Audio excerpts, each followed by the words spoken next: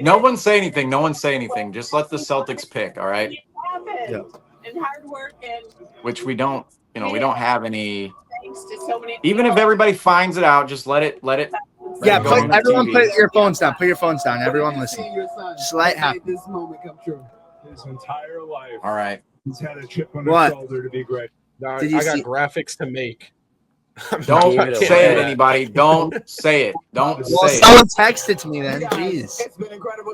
I think we heard your brother is at the table still trying to get himself together. Just so much emotion. It's healthy. I'm glad to see you guys letting it I out. don't like that. Sure, yeah. I have the two greatest brothers in the world. I have an unbelievable sister who I love, and they all help. All I know is I saw Seamus' reaction. It's Justin smiling up there.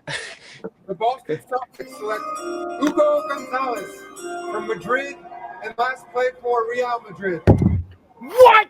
I do want to acknowledge Hugo Gonzalez. Guys, you are going to love Hugo Gonzalez, all right? This man is a defensive pest, all right? Defensive pest. And I'm a little confused on whether he's a guard or a wing, but that's good. I want to be confused if a guy is a guard or a wing. I want to have a little bit of a combo player in there. But Hugo Gonzalez, oddly enough, I was looking at him this morning, just watching film of his, and definitely a guy in which I would see Brad Stevens liking just because of the defensive instincts. Everything that he does defensively, I believe he definitely brings something to the Celtics that they definitely value. I mean, the Celtics certainly value a guy like Hugo Gonzalez. There are some questions on the offensive end of the floor. What type of player he'll be there?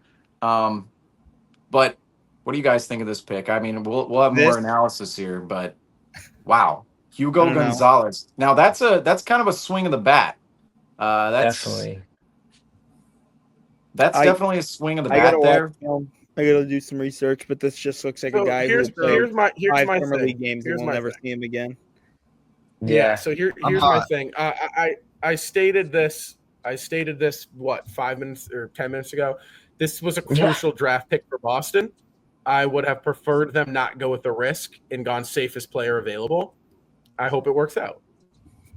I kind of like this pick. I think if you look at the what the Celtics value in players, I feel like Hugo Gonzalez, especially on the defensive end of the floor, he's going to be able to get after it on that end. And I don't see him as a ball dominant player. I see him as a guy who can play off ball, cuts hard, not a huge or not a crazy quick guy downhill towards the rim. I mean, again, that's kind of a theme of this draft. There's not a lot of quick burst type of guys, but just kind of a heady player and just tries his ass off on the defensive end of the floor. And when I think of him, I mean, just think about all of the moments in the playoffs where guys are picking up from nearly half court. You look at every single player in which, or rather every single guard in which the Oklahoma City Thunder have on their roster. I mean, they were picking up at a high point of attack in the NBA Finals.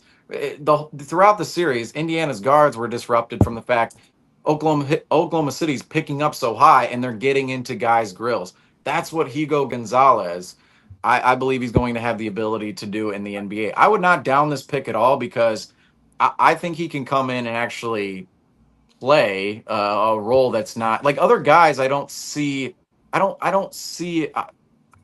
Hugo Gonzalez as raw as other players we brought in the past, such as a Jordan Walsh or a JD Davison. Those guys were second round picks. This guy's a first round pick here. But Hugo Gonzalez, I'm not down on the pick at all. It's definitely a surprise, but it's a pick that I think people, if they look at all the names available on the board, they're probably going to exit going, we just drafted an overseas guy from Real Madrid who they don't know, and the murmuring right now, the quietness in here right now, it seems like it's a little deafening. Well, yeah. I mean, it's the unknown. It's Well, it's the big question mark. I think that's the thing. It's a lot of question marks around this. And I won't lie.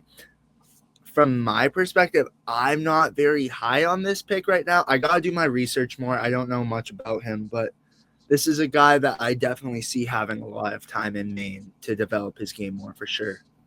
I don't get ready to hop on the Celtic Nation Rise podcast.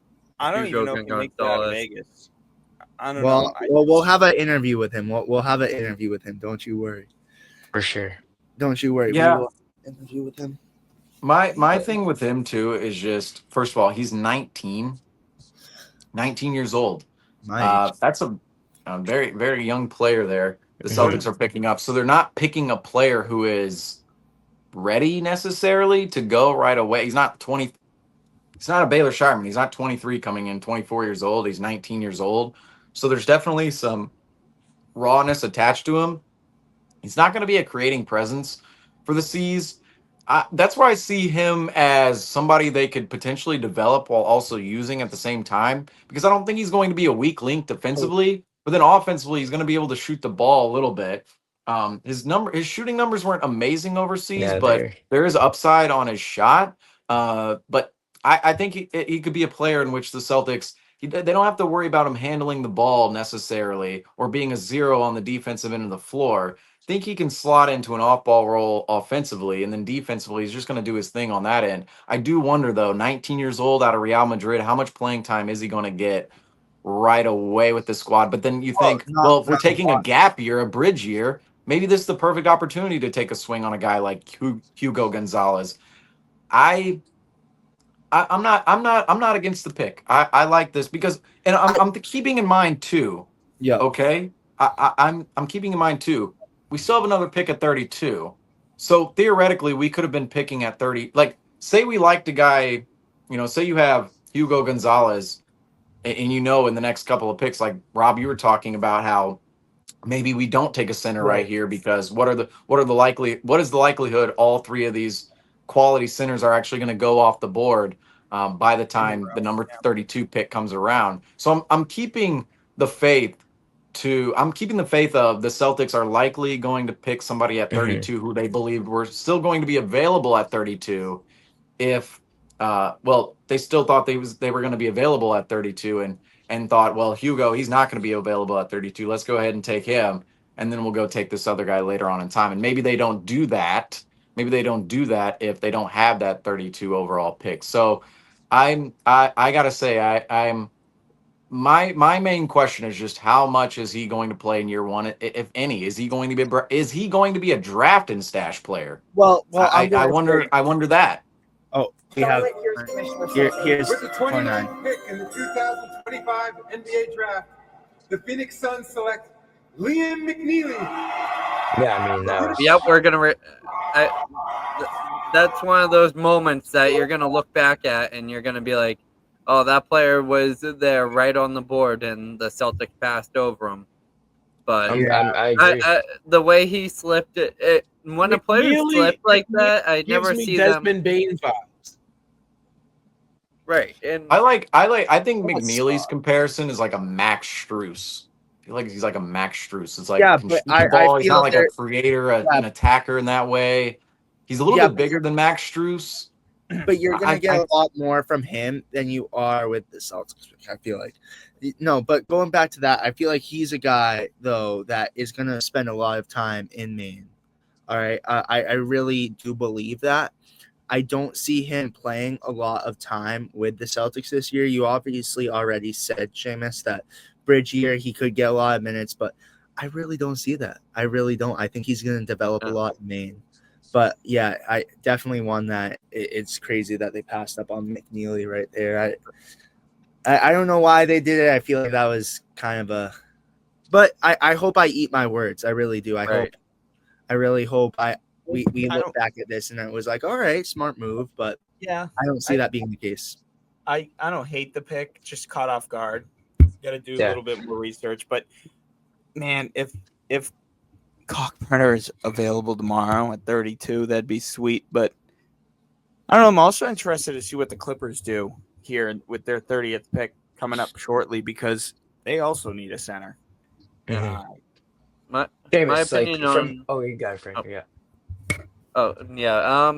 My opinion on Hugo Gonzalez, I think it diversifies their wing depth in the locker room greatly. Obviously, Sam Hauser is still a Boston Celtic as of now, and so right now you're looking at your wings being Hauser, Brown, with Tatum being out, and then he's going to be slotting in with a Jordan Walsh who plays a little bit more of an athletic, stringy type of wing that is a little bit more on the athletic side and needs to develop his game a little bit more, maybe add a little bit of size during the offseason, which would be beneficial to his game.